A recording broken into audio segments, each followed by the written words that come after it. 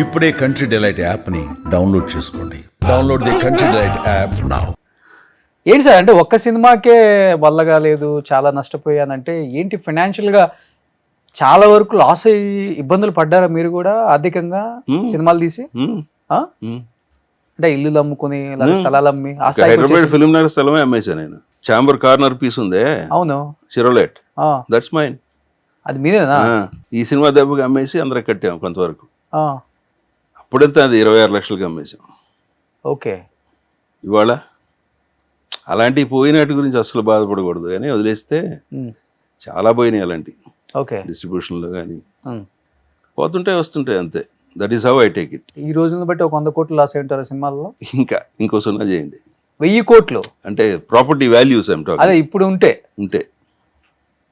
సినిమాలు తీసి అంత నష్టపోయారు. సినిమాలు తీసేనే కాదు, డిస్ట్రిబ్యూషన్ కూడా లాస్ ఉంటుంది. Okay. It is not so easy. Dorasamaraju garu ఏమయ్యాడు మా తర్వాత, నేను చెప్పిన రూలేనండి, ఒక్క సినిమా హిట్ అరే ఈ సినిమా హిట్ కొట్టారు అంటారు, ఫ్లాప్లు ఎవరికి తెలుస్తాయి? అంతే కదా. మేము కూడా హిట్ సినిమా ముందే పెట్టేవాళ్ళం, పోస్టర్స్ పెట్టేవారు, అప్పట్లో కట్అవుట్లు పెట్టేవారు, అవే పెడతాం, లోపలే పెడేస్తాం, మిగతా ఫ్లాప్లని లోపల పడేస్తాం. ఎన్ని సంవత్సరాలు పట్టింది రికవరీ అవడానికి మొత్తం ఓవరాల్? నాకు 95 నుంచి ఒక సీరియస్గా 10 ఏళ్ళు పట్టింది. 10 ఏళ్ళు. అంటే నాకు లక్కీ థింగ్ ఏంటంటే నాకు థియేటర్స్ కంట్రోల్ ఉండేది మనకు ఎప్పుడు. ఇప్పుడు ఏమి జరుగుతుందో అప్పట్లోనే మేము చేసేవాళ్ళం, ఇది లీజ్ చేసేవాళ్ళం రాయలసీమలో చాలా థియేటర్, అన్ని ఊర్లో ప్రతి ఊర్లో లీజ్ ఉండేది. ఓకే. సో అవన్నీ పోగా ఒకటి ఫైనల్గా కాళహస్తి లీజ్ ఉండేది. ఓకే. అదే మెయింటైన్ చేశాను నేను. అక్కడికి వెళ్ళిపోయి 3 yearsలో అక్కడ బాగా సంపాదించుకుని, okay, debts clear, come back. So theatre run చేసుకొని మొత్తం అక్కడ. ఓకే. ఇప్పుడు ఉన్నాయి ఓన్ థియేటర్? ఓన్ థియేటర్ కాదు, లీజ్ థియేటర్. లీజ్ థియేటర్ ఇచ్చేసాను, వెనక్కి ఇచ్చా. ఓకే. కొంచెం స్లాగ్ వచ్చింది మధ్యలో, చాలని ఐ థింక్ 2000లో ఇచ్చేసా. ఓకే. సో ఇప్పుడు ఫైనాన్షియల్గా happy, kids are happy, okay, నేను హ్యాపీ. ఓకే. అంతా దేవుడి దయ అనుకోవటమే, ఓకే, మన చేతిలో ఏం లేదు. కానీ ఒక ప్రొడ్యూసరు, ఒక మంచి యాక్టరు సినిమాలలో ఆఫర్ ఏంటి అడిగేది అనే ఒక చిన్న బలుపు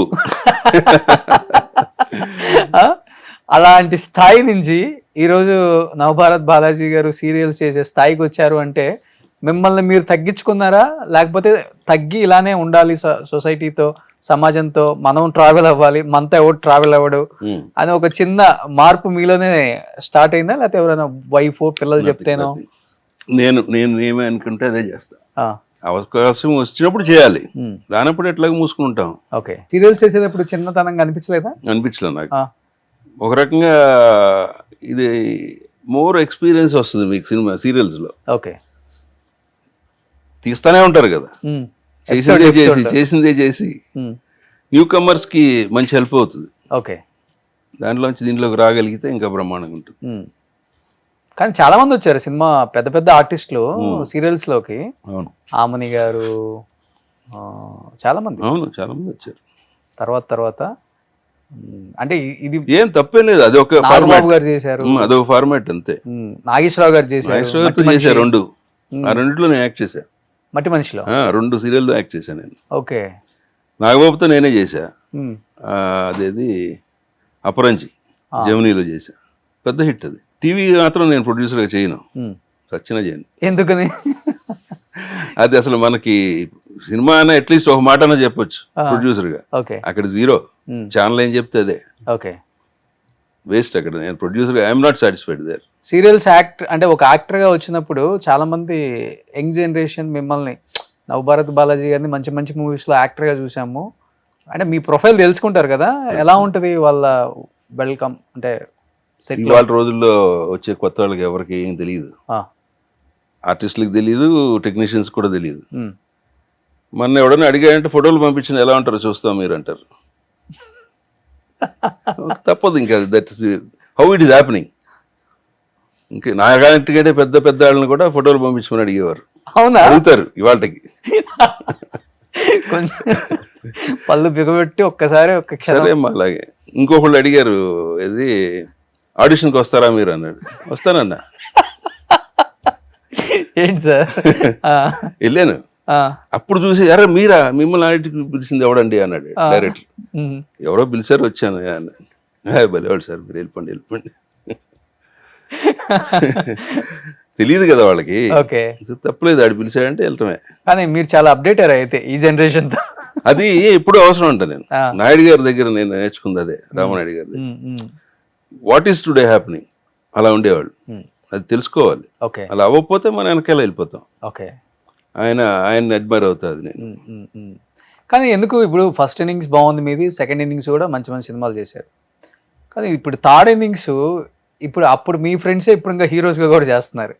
వాస్తవంగా చెప్పాలంటే కొంచెం తలకి వైట్ డై చేస్తేనే లైట్గా నాన్నకి పనికి వస్తారు, అవును లేదనుకుంటే అన్నకి పనికి వస్తారు, హీరోయిన్ నాన్నకి కూడా. సీరియల్స్ లో ప్రమోషన్ అదే వచ్చింది, నాన్న అయిపోయా. సినిమాలలో ఎవరు అసలు ఇంకా అడగల అంటే ఆ రకంగా. అదే నేను మెయిన్ థింగ్ నా ప్రమోషన్ లేదండి. వీడు అసలు ఉన్నాడా లేదో తెలియదు కదా.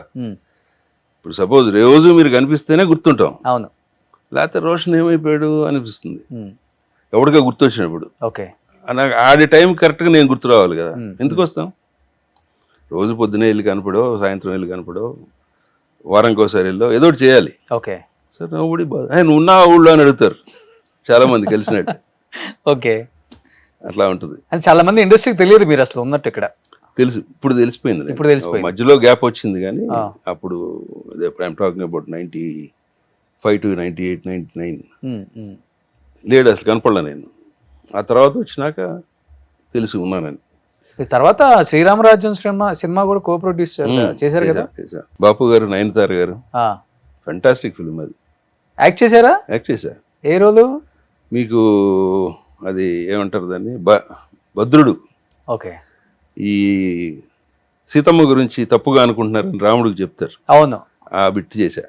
ఓకే, ఓకే, అదే కో ప్రొడ్యూసర్ గా చేయటం లాస్ట్ నెక్స్ట్ మళ్ళీ. ఓకే, ఓకే, సాయిబాబు గారు మీరు మంచి ఫ్రెండ్స్ ఫస్ట్ నుంచి కూడా. ఓకే, విజయవాడ నుంచి తెలుసు. కానీ ఇప్పుడు సీరియల్స్ తో కానీ మంచి టైం పాస్ కదా సార్. సీరియల్స్ తో టైం పాస్ ఈవినింగ్ వరకు సెట్ లో ఉండొచ్చు. ఓసారి పిండేస్తున్నారు అనిపిస్తుంది, తప్పదు అది. వాళ్ళ బడ్జెట్ రిస్ట్రిక్షన్స్ ఉన్నాయి కదా, అంతకు మించి వాళ్ళు చేయలేరు. ఓకే, ఖర్చు. కానీ ఇప్పుడు అంతా సీరియల్ అంటే కూడా మొత్తం బెంగళూరు వాళ్ళు వచ్చేసారు, కొన్ని క్యారెక్టర్స్ కి వచ్చారు, ఎక్కువ బెంగళూరు వాళ్ళు. కొత్త వాళ్ళు వచ్చేస్తున్నారు కదా. ఇప్పుడు బాలాజీని అడిగితే అడిగి మర్యాద చేయాలి, అడిగి డబ్బులు అడుగుతాడు, ఎక్కువ అడుగుతాడేమో, అడిగినా అడగకపోయినా ఎందుకులే ఎవడో పెడదాం కొత్తడిని, ఎవడో పెట్టినా చూస్తారు. That's free entertainment. అవును, వద్దన్నా చూస్తారు. కథ బాగుంటే చాలు, ఎవడు యాక్ట్ చేసినా చాలు. అక్కడ ఒక రకంగా పెద్ద ఆర్టిస్టులు పెట్టుకోవడం బడ్డని దానికి, సీరియల్కి యాజ్ ఎ ప్రొడ్యూసర్. హుందాతనం ఉంటుందని అక్కర్లా, క్యారెక్టర్ క్యారీ అయిపోతుంది. అంటే మరీ చండాలంగా ఉంటే ఏం చేయలేం, కానీ మనిషి కొంచెం బాగున్నాడు అనుకుంటే చేసేయచ్చు. ఇప్పుడు పెద్ద ఆర్టిస్ట్ని పెట్టి టైమింగ్ ఉంటుంది వాళ్ళకి, మార్నింగ్ 9కి వస్తామో, లేట్గా వస్తారో, లేకపోతే తొందరగా, డబ్బులు ఎక్కువ. It's not worth actually. నేనైతే అవసరం లేదంట. ఓకే, ఇప్పుడు ఎన్ని సీరియల్స్ చేశారు ఈ గ్యాప్ లో? ఒకటి మొదలెడితే అది 4 ఏళ్ళు పనిచేసాం. మళ్ళీ అది అత్తారింటికి దారేది, ఈటీవీది. ఓకే, దాని ఇమ్మీడియట్ గుప్పుడంత మనసు వచ్చింది, మా టీవీ. ఫాదర్ క్యారెక్టర్, నేను హెడ్ ఆఫ్ ది ఫ్యామిలీ, అది పెద్ద హిట్. ఓకే, మళ్ళీ రిపీట్ అవుతుంది కూడా అది. ఓకే, అదో 3 ఏళ్ళు అయిపోయింది. ఒకసారి ఈ సీరియల్ అంటే కమిటీ అయితే 3 ఏళ్ళు అట్లా వెళ్ళిపోతూ ఉంటుంది. ఓకే, సో ఇప్పుడు నడుస్తుంది ఏంటి? ఇంకా ఏం లేదు, రైట్ నౌ అన్ని 0, ఖాళీగా ఉన్నాం. ఓకే, ఒకటి అడిగారు, అది వస్తుందో. అదే మూగ క్యారెక్టర్. ఓకే, వస్తే బాగానే ఉంటుంది. సైలెంట్ గా నిలబడొచ్చు అంటారా? నిలబడొచ్చు, కానీ కొంత ఛాలెంజింగ్ క్యారెక్టర్ కదా, ఎక్స్ప్రెషన్స్ కానీ. యాక్చువల్లీ నేను సైలెంట్ గా నిలబడకూడదు అంటాను. బీయింగ్ ఏ గుడ్ వాయిస్, నేనే డబ్బింగ్ చెప్తా, ఇప్పటికీ నేనే డబ్బింగ్ చెప్తా. నాకు సీరియల్స్ ఎవరు చెప్పరు.